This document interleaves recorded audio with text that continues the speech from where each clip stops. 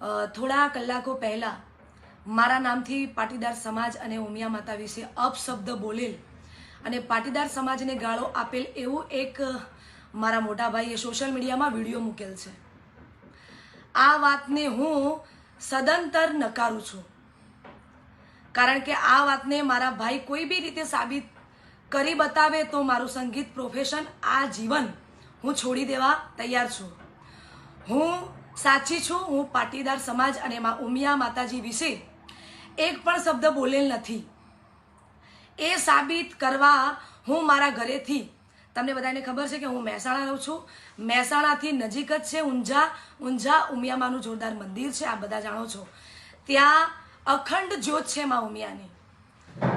તો હું મારા ઘરેથી ચપ્પલ વિના ચાલતી ઉમિયામાએ જઈ અને ઉમિયા માતાજીના દીવો ઉપાડી દીવા પર હાથ મૂકી મારા ભાઈને વિનંતી કરું છું કે જે સમયે અને જે તારીખ આપું એ દિવસે ઉમિયા માતાજીના મંદિર પાટીદાર સમાજના આગેવાનોની હાજરીમાં પાટીદાર સમાજ જે પણ કહેશે એ માટે હું સાબિતી આપવા માટે તૈયાર છું અને તૈયાર જ રહીશ.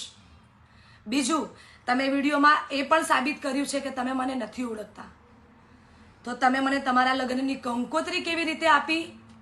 તમારા જન્મદિવસના દિવસે તમે મને ઇન્વાઇટ કેવી રીતે કરી કેક કાપવા માટે? તમે મને નથી જ ઓળખતા તો કંઈ વાંધો નહીં, એ પછીની વાત છે. તમે નથી ઓળખતા કંઈ વાંધો નહીં, પણ એ ભાઈ પણ અત્યારે વિડીયોના માધ્યમથી પાટીદાર સમાજ અને ઉમિયા માતાજી વિશે જે પણ કરે છે તે સાચું સાબિત કરશે.